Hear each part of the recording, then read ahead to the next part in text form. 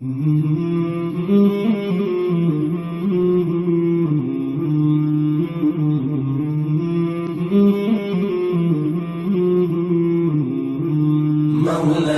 صل وسلم دائما أبدا على حبيبك خير الخلق كلهم. مولاي صل وسلم دائما أبدا على حبيبك خير الخلق كلهم.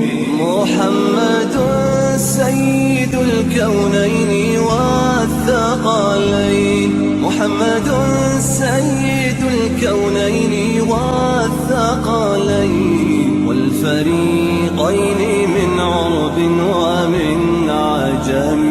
مولاي صل وسلم دائما أبدا على حبيبك خير الخلق كلهم. مولاي صل وسلم دائما أبدا على حبيبك خير الخلق كلهم. أوذيت في الله لم تهزم ولم تهني، أوذيت في الله لم تهزم ولم تهني حتى غادت. بسم الله الرحمن الرحيم.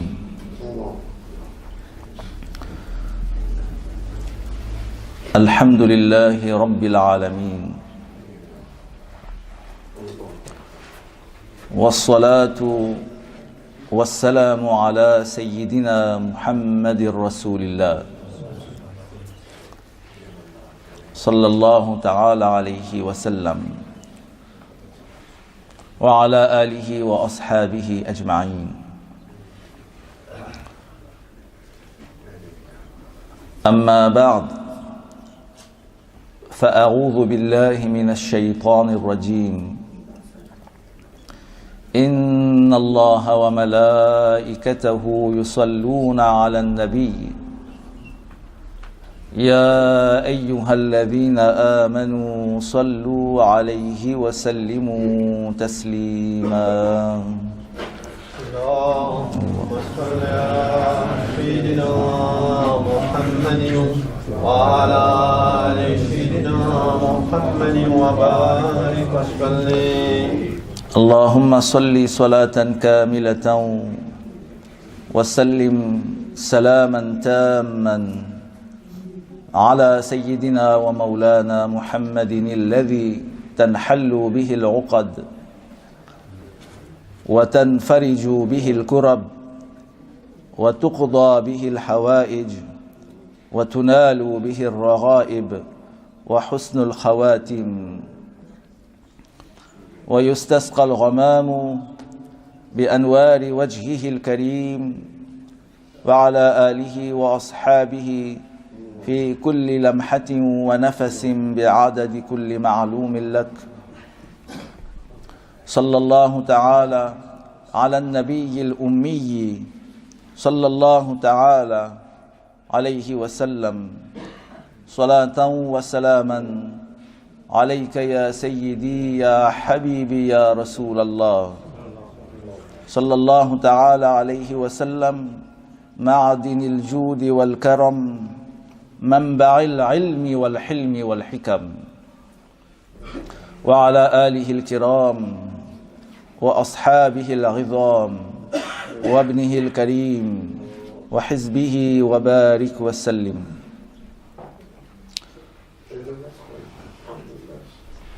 السلام عليكم ورحمة الله تعالى وبركاته.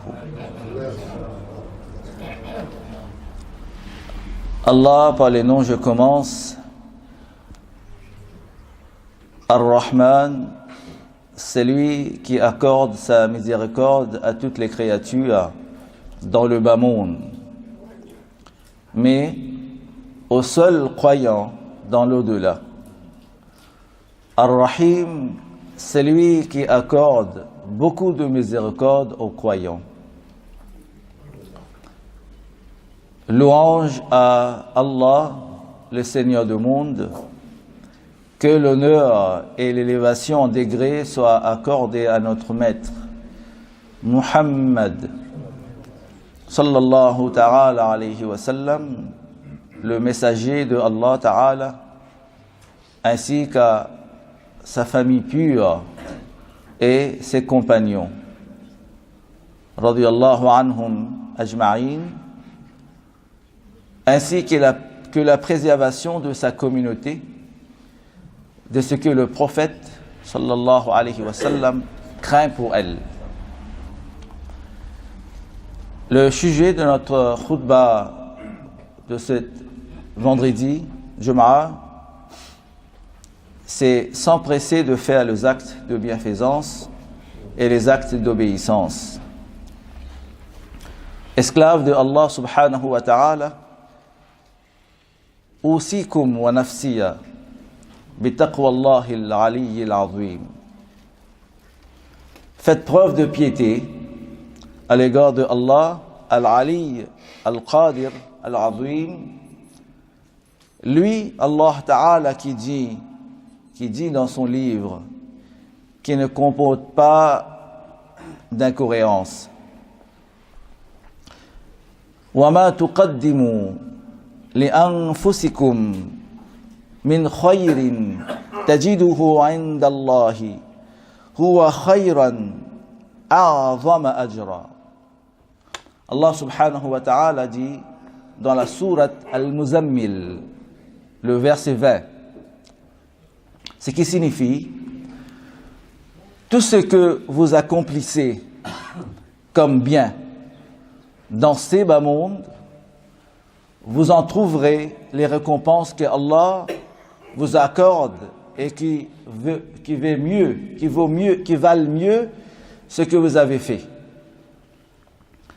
Et Rasulullah sallallahu ta'ala alayhi wa sallam dit: ma min rajulin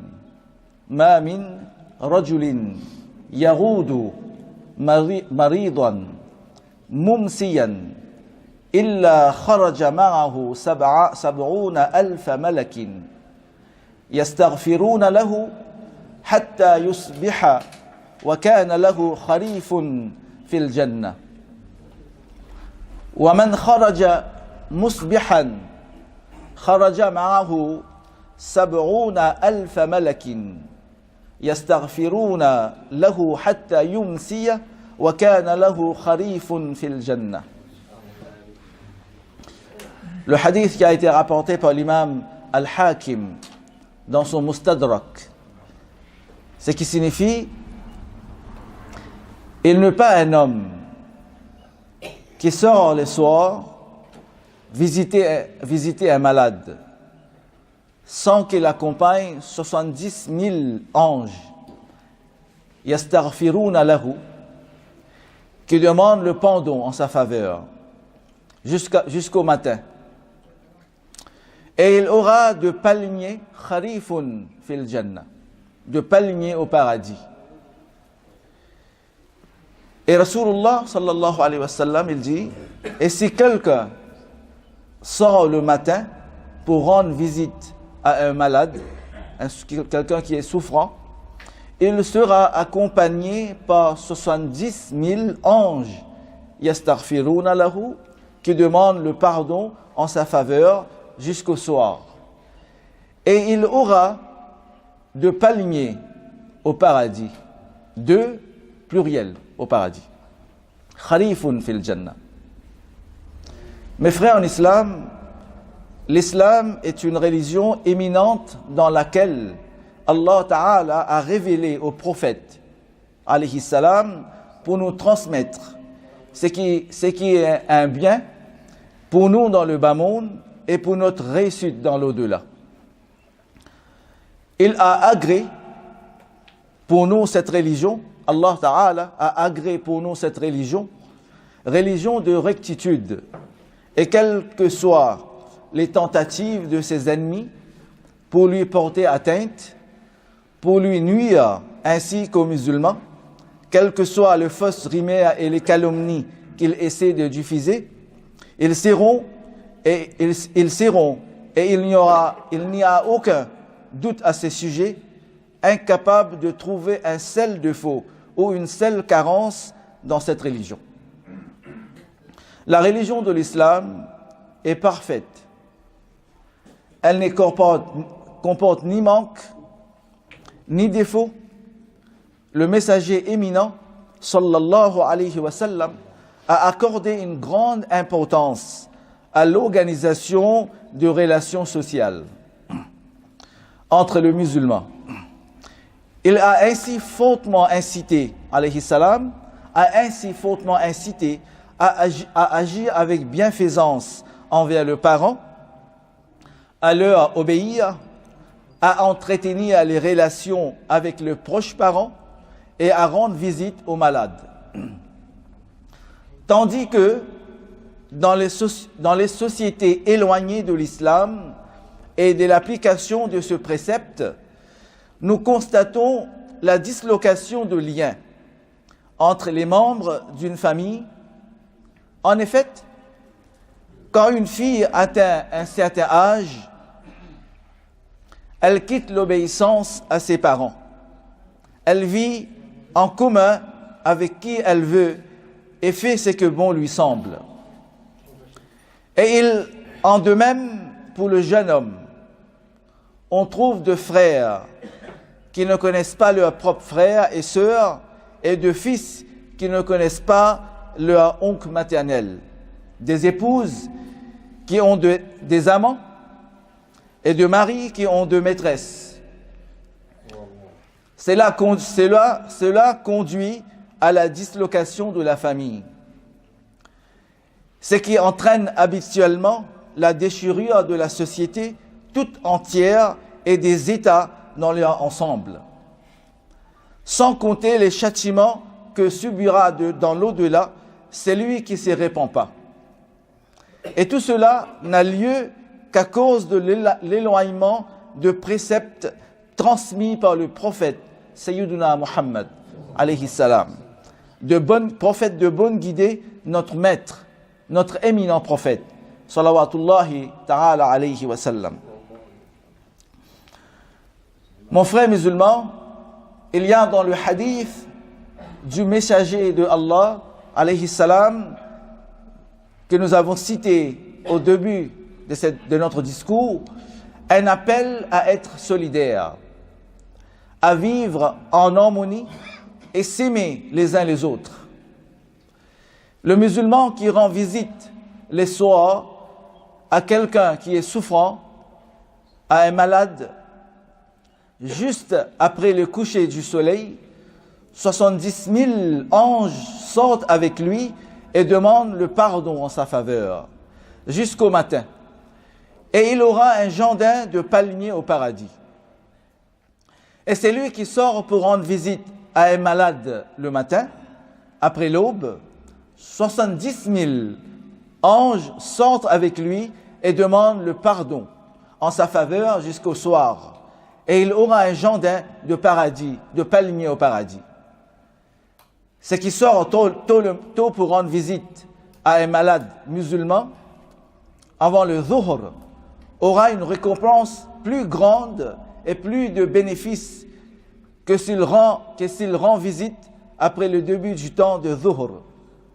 Quand les anges sortent avec lui depuis où il part visiter ces malades musulmans qui est souffrant, et il demande le pardon en sa faveur jusqu'à la fin de la journée. Également, c'est lui qui part tôt après le coucher du soleil pour rendre visite à quelqu'un qui est souffrant, aura plus de récompense que s'il sort 2 ou 3 heures après le coucher du soleil. Parmi ces gains, le musulman, en rendant visite à son frère malade, c'est que Allah tabaraka wa ta'ala lui accorde un jardin de palmiers au paradis.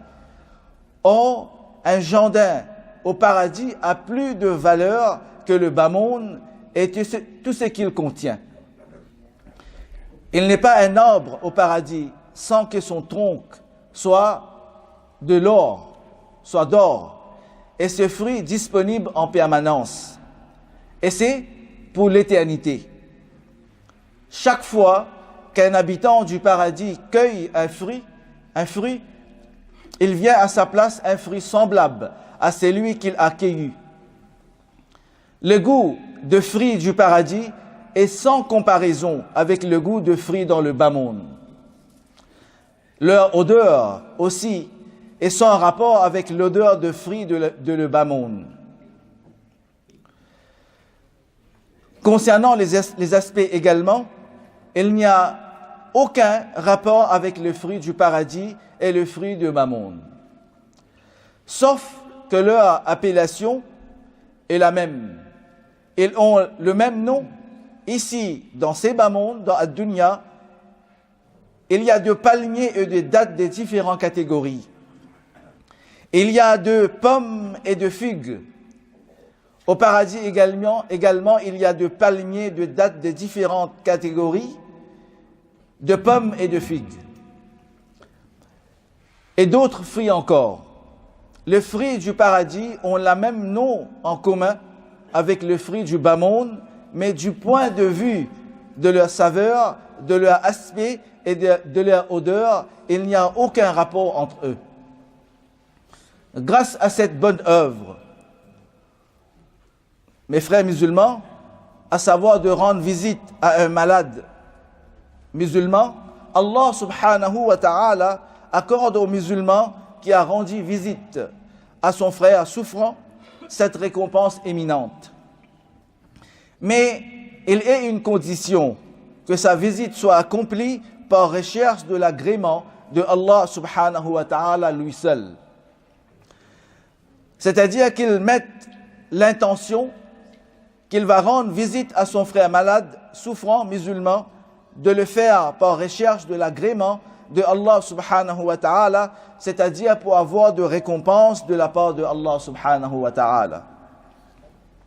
Quand celui qui rend visite à quelqu'un qui est souffrant, en se disant en lui-même, je vais le visiter maintenant afin qu'il fasse pareil avec moi plus tard quand il sera guéri. Sa visite n'est pas motivée par la recherche de l'agrément de Allah subhanahu wa ta'ala. Et il en de même pour celui qui rend visite à un malade afin qu'on dise de lui, un tel entretient ses liens d'amitié et ses engagements. Celui-là n'aura pas de récompense. Il sera songé au contraire du péché de l'insincérité. Et ce qui est un grand péché. Mon frère musulman, le messager, sallallahu alayhi wa sallam, a incité sa communauté à prendre des initiatives et à s'empresser pour œuvrer dans la bienfaisance, à s'empresser d'accomplir les actes d'obéissance et à régler les affaires des gens, afin de s'occuper de troubles et de dissensions et avant l'avènement de l'heure, Al-Qiyamah. Comme l'a rapporté l'imam al-Muslim du prophète sallallahu alayhi wa sallam, qui a dit « Baridul a'mal as-salihati » ce qui signifie « Empressez-vous d'accomplir le bonne œuvre ». Rasulullah sallallahu ta'ala alayhi wa sallam a dit « Man naffasa an mukmini kurbatan min kurabi dunya naffasa Allahu anhu kurbatan min kurabi yawmil qiyamah. Wa man yassara ala mughsirin yassara Allahu alayhi fi dunya wal akhirah. Wa man satara musliman satara Allahu fi dunya wal akhirah. Wallahu fi auni abdi ma kana al-abdu fi auni akhihi. Hadith qui a été rapporté par l'imam al-Muslim, ce qui signifie c'est lui qui délivre un croyant d'un de tourments du bas monde, d'un de difficultés du bas monde, du bas monde. Allah Ta'ala les délivre d'un de tourments du jour du jugement. وَمَنْ يَسَّرَ عَلَى مُغْسِرٍ يَسَّرَ اللَّهُ عَلَيْهِ فِي الدُّنْيَا وَالْآخِرَةِ. Et c'est lui qui facilite à quelqu'un qui est en difficulté, Allah Ta'ala lui facilite dans le bas monde et dans l'au-delà. وَمَنْ سَتَرَ مُسْلِمًا سَتَرَ اللَّهُ فِي الدُّنْيَا وَالْآخِرَةِ وَاللَّهُ فِي عَوْنِ الْعَبْدِ مَا كَانَ الْعَبْدُ فِي عَوْنِ أَخِيهِ. Et c'est lui qui veille,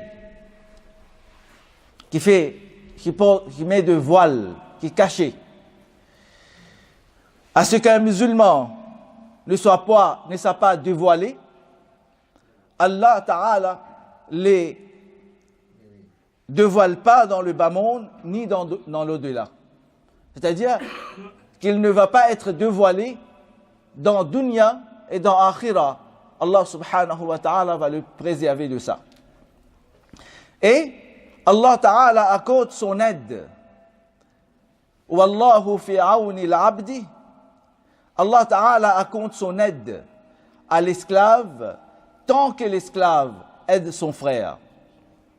Mes frères de foi, n'est-ce pas qu'il convient que nous nous attassions aux propos du prophète sallallahu alayhi wa sallam, que nous visitons le malade, les gens malades, les gens souffrants, que nous délivrions ceux qui sont tourmentés dans leurs soucis,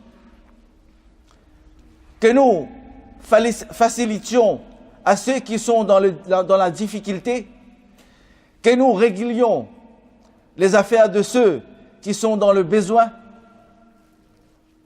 que nous apportions aide et secours à ceux qui subissent des catastrophes parmi nos frères musulmans. N'y a-t-il pas parmi nous de gens privés du nécessaire, de pauvres, de gens démunis dans la société, de gens qui n'ont rien, des orphelins? Et n'y a-t-il pas parmi nous des riches, des gens aisés, des gens capables de combler le besoin de nécessité? Mon frère honorable, en rendant visite à ton frère malade, souffrant, tu le soulages de ses douleurs. Tu l'aides à patienter. Demande de nouvelles de ton frère qui a des soucis. Cela le délivrera d'une partie de ce tourmente et de ce chagrin.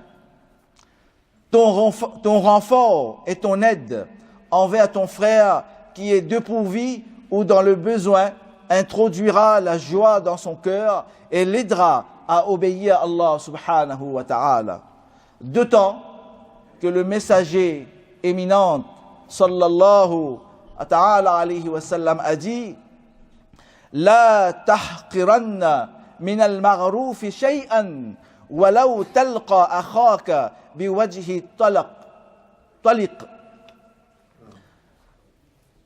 Le hadith qui a été rapporté par l'imam al-Muslim, que Rasulullah sallallahu ta'ala alayhi wa sallam a dit, ce qui signifie ne néglige aucun bien que tu puisses faire. Ne fis c'est qu'en venant à la rencontre de ton frère avec un visage souriant. Or, ceci, mon frère musulman, est l'une des bonnes actions le plus facile à accomplir, à savoir que tu abordes ton frère musulman avec un visage avenant, un visage ravié, rempli de joie, souriant de sorte que la joie rentre dans son cœur. Mon frère musulman, remerciez Allah subhanahu wa ta'ala pour les bienfaits d'être sur la religion de l'islam, pour le bienfait d'être dans l'umma de Sayyiduna Muhammad sallallahu alayhi wa sallam. Remerciez Allah subhanahu wa ta'ala pour l'envoi de Sayyiduna Muhammad sallallahu alayhi wa sallam, le meilleur de gens, meilleur de créatures. Et demande à Allah subhanahu wa ta'ala de te mettre au nombre de ceux qui prennent l'initiative d'accomplir le bonne œuvre, de ceux qui s'empressent d'accomplir les actes d'obéissance et de bienfaisance.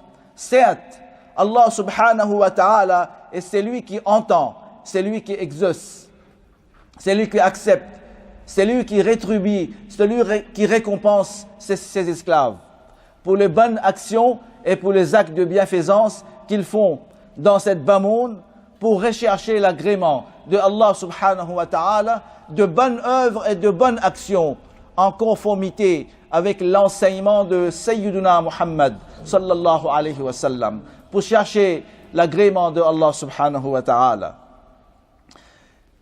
Oh Allah subhanahu wa ta'ala, améliore nos états.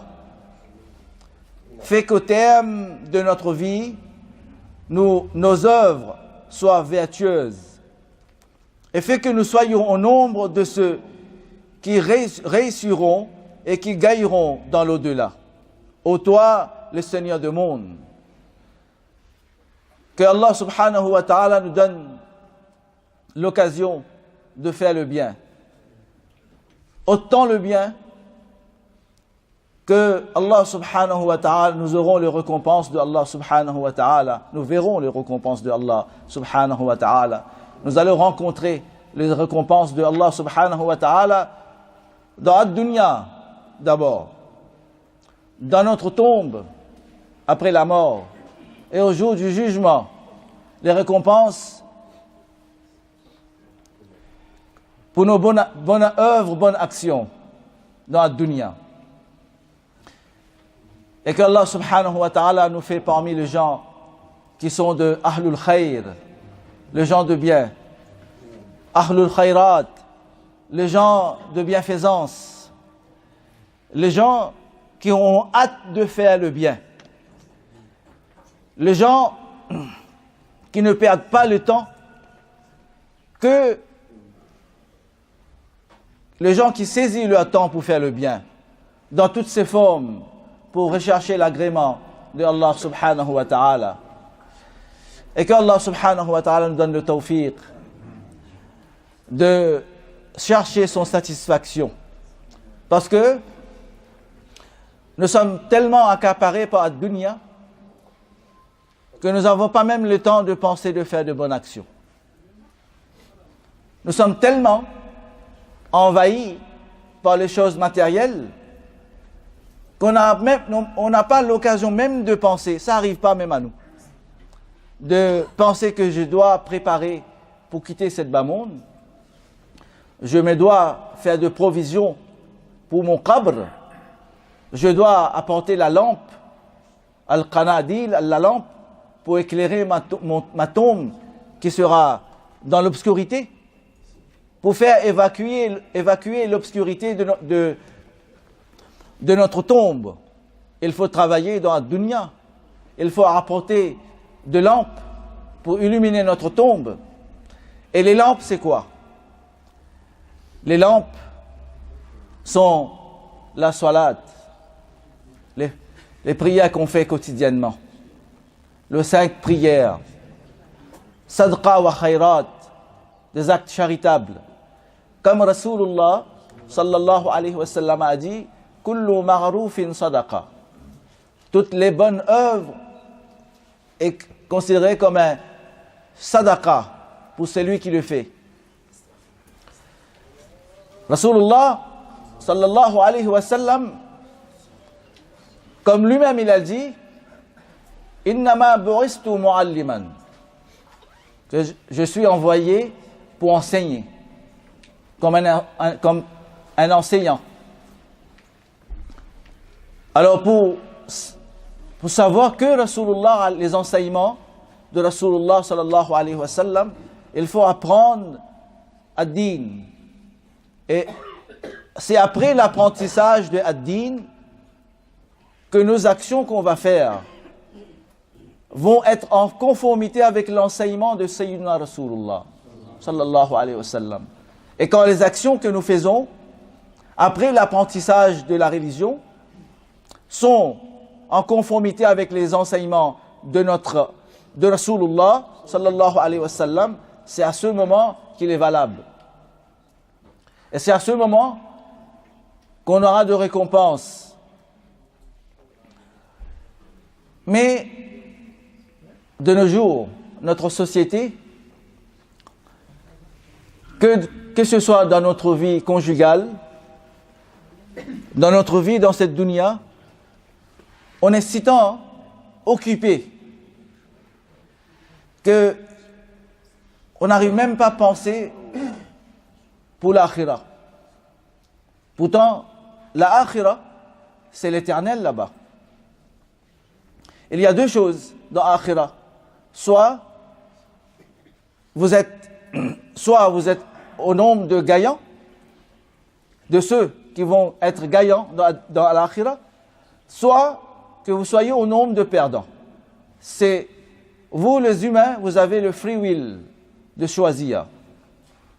Allah subhanahu wa ta'ala vous a donné cette intelligence. Il a envoyé des prophètes à enseigner, à inciter pour l'akhira.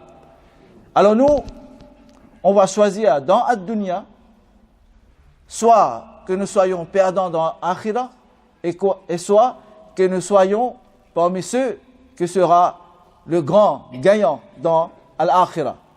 Et pour être gagnant dans l'akhira, il faut nous attacher avec Rasulullah sallallahu alayhi wa sallam, ses enseignements, marcher sur la voie de Rasulullah sallallahu alayhi wa sallam, attaché avec Rasulullah alayhi salam, suivez le Sahaba, suivez les Ahlul Bayt radiyallahu anhum ajma'in, et de rester en compagnie de gens pieux, de gens qui à chaque fois vous incitent à œuvrer dans la dunya pour une meilleure akhira. Et que Allah subhanahu wa ta'ala nous choisit parmi ces gens heureux qui vont être parmi les grands gagnants dans l'akhira. La victoire dans la dunya, c'est pas avoir de choses matérielles, c'est pas avoir de belles voitures, de belles maisons, de big bank balance, d'avoir tout le confort de la dunya, d'avoir tout le confort dans la maison, être aisé. Non. Le confort, c'est d'être reçu chaleureusement dans la akhira par le prophète Sayyidina Muhammad sallallahu alayhi wa sallam, d'avoir la félicitation de sa part pour avoir travaillé dur pour akhira, d'avoir œuvré dans le droit chemin, dans la voie de Ahl Sunnah et dans les actions que le prophète avait œuvré dans sa vie terrestre et que Allah subhanahu wa ta'ala l'a agréé le plus. Ayant tenu mes propos, je demande que Allah ta'ala me pardonne ainsi qu'à vous-même et tous les musulmans dans le monde en entier. Rasulullah sallallahu alayhi wa sallam, il a dit ad-dunya mazra'atul akhirah. Cette bas monde est comme un champ pour la akhirah. Ici dans ad-dunya, le musulman, le mu'min, qu'est-ce qu'il fait? Il pioche dans ad-dunya. Il sème dans ad-dunya. Et qu'est-ce qu'il sème dans ad-dunya? A'mal salihah. De bonnes œuvres, de bonnes actions. Et quand il pioche, il sème dans ad-dunya, il fait de a'mal salihah, c'est pour chercher khalis li wajhillah, chercher l'agrément seulement pour Allah subhanahu wa ta'ala, chercher l'agrément de Allah subhanahu wa ta'ala. Le messager de Allah sallallahu alayhi wa sallam nous a annoncé de maintes reprises la survenue de troubles et de désordres dans la dunya. Il nous a incités à nous empresser d'accomplir le bonne œuvre avant que le cœur ne soit préoccupé par les dissensions, par le fitna. C'est ainsi qu'il a dit, Rasulullah alayhi salatu wassalam, dans ce qu'a rapporté l'imam al-Muslim dans son sahih, baridul a'mali fitnatan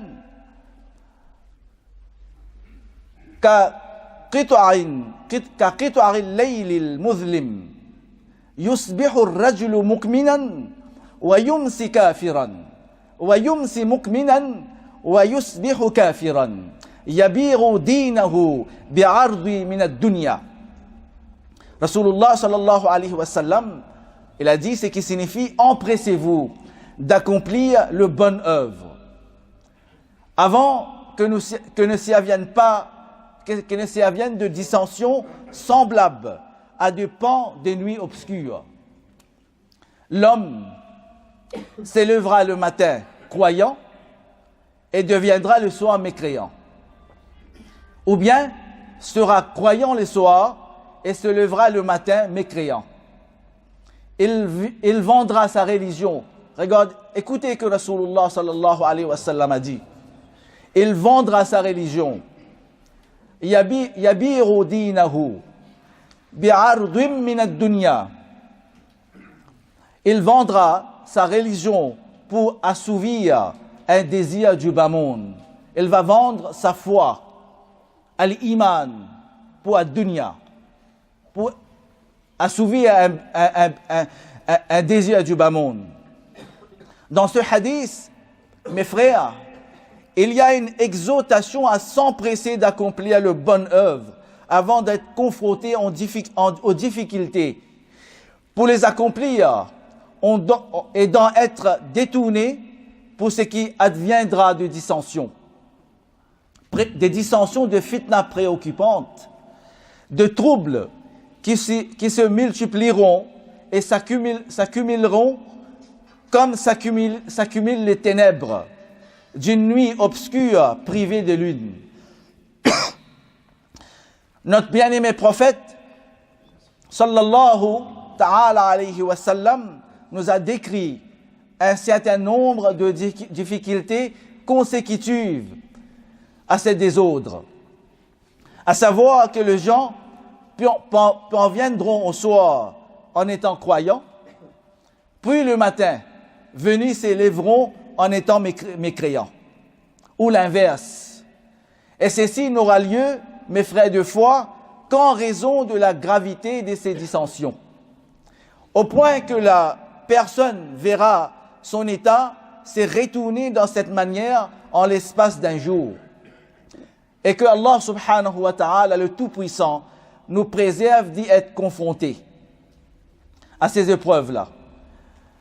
Et dans une version de Abu Daoud, le prophète Sayyiduna Muhammad sallallahu alayhi wa sallam a dit « Inna bayna yadayi sa'ati فتنة كقطع الليل المظلم يصبح الرجل فيها مؤمنا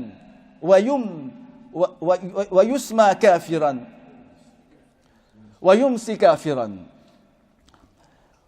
ويصبح كافر القاعد فيها خير من القائم والماشي فيها خير من الساعي فكثروا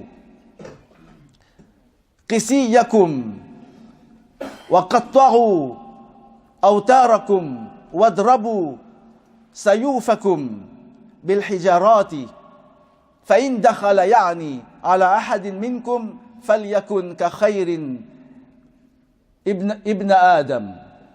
Avant le jour du jugement, Rasulullah sallallahu alayhi wa sallam a dit, avant le jour du jugement, il y aura des dissensions qui tomberont tels que des pans de nuit obscure. Durant ce jour-là, l'homme s'élèvera le matin en étant croyant pour se retrouver le soir venu mécréant. C'est-à-dire, il n'y aura pas d'iman. Et il parviendra au soir en étant croyant pour se retrouver le matin venu mécréant. Rasulullah alayhi salam dit, il vaudra mieux alors rester assis que de se lever.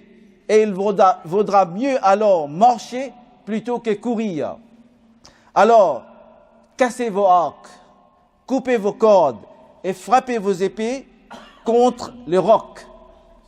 Si l'un d'entre vous était attaqué par quelqu'un d'autre, alors qu'il soit comme le meilleur de deux fils de Adam, alayhi salam. C'est-à-dire le hadith de Rasulullah sallallahu alayhi wa sallam de inciter, persévérer dans ce moment de dissension dans le droit chemin, dans la bonne voie, œuvrer dans le droit chemin, œuvrer en faisant de bonnes actions, en s'attachant d'abord à l'apprentissage de la religion, à la sunna, bitamassuki à la sunnati Rasulillah, sallallahu alayhi wa sallam.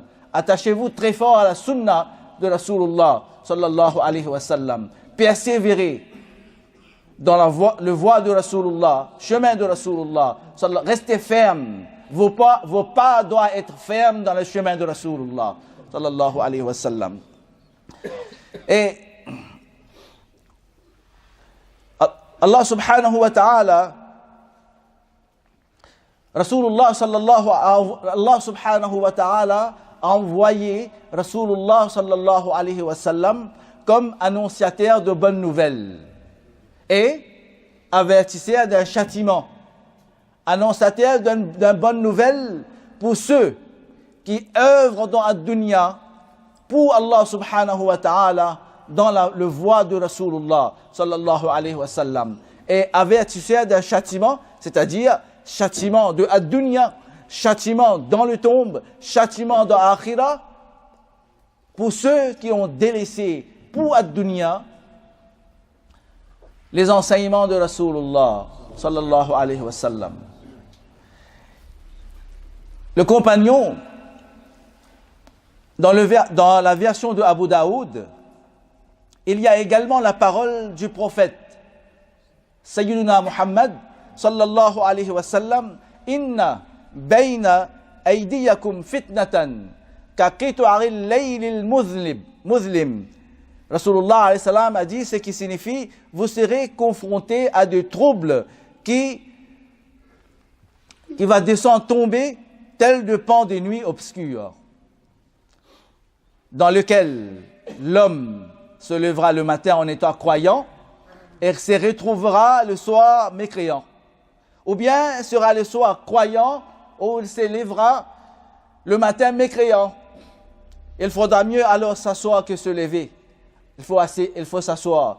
C'est pourquoi, ici à la masjid, on vous invite de venir s'asseoir dans la mosquée pour faire le dhikrullah. Pour faire le dhikrullah subhanahu wa ta'ala. Pourtant, les gens qui sont là pour faire le dhikrullah subhanahu wa ta'ala, ils sont considérés comme les jardins de paradis. Alors si vous ne venez pas, vous êtes dans la dunya. Soit que vous êtes en train de faire le dhikr chez vous, soit que vous êtes dans la dunya. Et Rasulullah sallallahu alayhi wa sallam, il dit, et il faudra mieux alors rester debout que marcher. Il vaudra mieux alors marcher que courir. Rester debout dans le dhikr de Allah subhanahu wa ta'ala, au lieu de courir derrière la dunya. Ou, au lieu de marcher dans la dunya, courir vers l'akhira. Courir pour l'au-delà. Le compagnon, le sahaba, radiyallahu anhum wa ardahu anna, lui ont dit: alors que nous ordonnes-tu de faire, ya Rasulallah sallallahu alayhi wa sallam?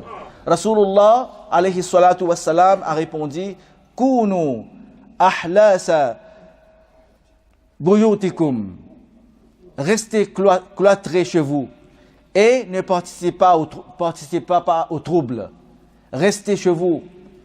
Restez chez vous. Ici, à l'intérieur de la mosquée, vous êtes chez vous. Restez assis, restez debout dans l'obéissance de Allah subhanahu wa ta'ala, dans le dhikr de Allah subhanahu wa ta'ala, faisant le tilawatul Qur'an. C'est pourquoi que nous vous invitons le soir de vendredi, le jeudi soir, de rester dans la mosquée après la salatul maghrib pour faire la lecture de Al-Qur'an. Parce que c'est la nuit de Al-Jum'a, la nuit remplie de bienfaisance, la nuit remplie de bienfaits. Qui veut pas le bienfait de la nuit de Al-Jum'a? Au lieu d'aller dormir à la maison, restez dans la mosquée en s'asseyant. Chaque pas que vous faites à la mosquée, il y a un hasanat dedans. Chaque seconde que vous êtes dans la mosquée, il y a du hasanat dedans. Nos problèmes de nos jours, mes frères, on a déserté la mosquée. Le désert est plus rempli que nos mosquées de nos jours. Vous êtes d'accord avec moi? Nous avons notre cœur. Rasulullah sallallahu alayhi wa sallam a dit: Al-mu'minu fil masjidi kassamaki fil ma'i. L'attachement de la mosquée, la relation, la proximité et l'attachement d'un croyant avec la maison de Allah, c'est comme si de poissons dans l'eau. Parce qu'on ne peut pas détacher le poisson avec l'eau. Et les mu'min sont attachés comme ça. Al-munafiqu fil masjidi kat-tayri fis sijin. Et les hypocrites dans les mosquées sont comme les oiseaux dans leur cage. Ils attendent que le cage ouvre, ils vont s'enfuir. Mais c'est pourquoi que Rasulullah sallallahu alayhi wa sallam a dit, parmi les 7 personnes, les gens qui auront l'ombre sous le arsh de Allah, le plus grand de corps qu'Allah Ta'ala a créé, le toit du paradis, il y a parmi quelqu'un qui a le cœur attaché avec la maison de Allah subhanahu wa ta'ala. De nos jours, il faut nous-mêmes nous examiner. Si nos cœurs ne sont pas attachés avec la maison de Allah subhanahu wa ta'ala, c'est-à-dire il y a un problème. Il y a quelque chose qui ne va pas. Il y a quelque chose qui ne fonctionne pas dans le cœur d'un musulman si son cœur n'est pas attaché avec la maison de Allah subhanahu wa ta'ala. Et si le cœur il est attaché avec la maison de Allah subhanahu wa ta'ala, prosterné devant Allah subhanahu wa ta'ala, en sujoud, tomber en sujoud, et remercier Allah subhanahu wa ta'ala, et demande à Allah subhanahu wa ta'ala de me préserver de me faire rester en fermeté, mon cœur est attaché avec ta maison. Et qu'Allah subhanahu wa ta'ala nous fait parmi ces gens qui ont le cœur attaché avec la maison de Allah. Quand vos cœurs vont être attachés avec la maison de Allah subhanahu wa ta'ala, automatiquement, le cœur va commencer à vous guider à faire le tilawatul Qur'an. Le cœur va commencer à prendre le subha, de faire le istighfar. Le cœur va commencer à faire le dhikr, la ilaha illallah. Muhammadur Rasulullah sallallahu alayhi wa sallam. Le cœur va vous inciter vers l'amour de Allah subhanahu wa ta'ala, l'amour de Rasulullah sallallahu alayhi wa sallam. Le cœur va être apaisé. Ala bi dhikrillahi tatma'innul qulub. Que Allah subhanahu wa ta'ala nous a déjà dit que la tranquillité, as-sakina, la paix et l'harmonie descendent dans le cœur que par le dhikr de Allah subhanahu wa ta'ala. Et nous avons laissé cette verset, on l'a mis dans un coin, on pense que le confort de la dunya va nous apaiser le cœur. On s'est trompé d'abord, on s'est trompé. Au début même on s'est trompé. Ala bi dhikrillahi tatma'innul qulub. Que c'est par le dhikr de Allah subhanahu wa ta'ala dans toutes ses formes qui fait nos cœurs apaisés, que la rahma de Allah subhanahu wa ta'ala, les bénédictions de Allah subhanahu wa ta'ala descendent dans le cœur. Et ces gens qui ont le cœur attaché avec le dhikr de Allah subhanahu wa ta'ala, ce sont ces gens-là qui vont rencontrer Allah subhanahu wa ta'ala au jour de jugement biqalbin salim, avec un cœur stable, sans aucune crainte de la dunya. C'est pourquoi on dit à leur sujet, ala inna awliya Allahi la khawfun alayhim wa la hum yahzanun. Les amis de Allah, les élus de Allah subhanahu wa ta'ala sont ceux, la khawfun alayhim, ils n'ont pas de frayeur parce que leur cœur, ils ont retiré toutes les frayeurs de la dunya. Wa man yatawakkal ala Allah فَهُوَ حَسْبُهُ وَمَنْ يَتَّقِ اللَّهَ يَجْعَلْ لَهُ مَخْرَجًا. C'est lui qui s'est fié à Allah subhanahu wa ta'ala. Allah le suffit. C'est pas dunya qui nous suffit. Le dunya, l'imam Muhyiddin ibn Arabi, Cheikh al-Akbar, rahmatullah alayhi, il dit que le dunya est comme la mer, est comme de l'eau salée. Le dunya et wa ma fiha, toutes ces merveilles que vous pensez éphémères dans le dunya est comme de l'eau salée. Et qui boit de l'eau salée, est-ce que la soif de celui qui boit de l'eau salée passe? Non. Alors c'est comme ça. Le dunya est comme de l'eau salée. Tant qu'on fonce, on va foncer, on va foncer même dans le dunya. On va être continuellement, je vais ça, demain je vais ça, après je l'autre projet. Et ce qui arrive, le malakul maut il arrive, il dit c'est ton tour de partir maintenant. Et que Allah subhanahu wa ta'ala nous préserve. Merci de votre attention. Assalamu alaikum wa rahmatullah.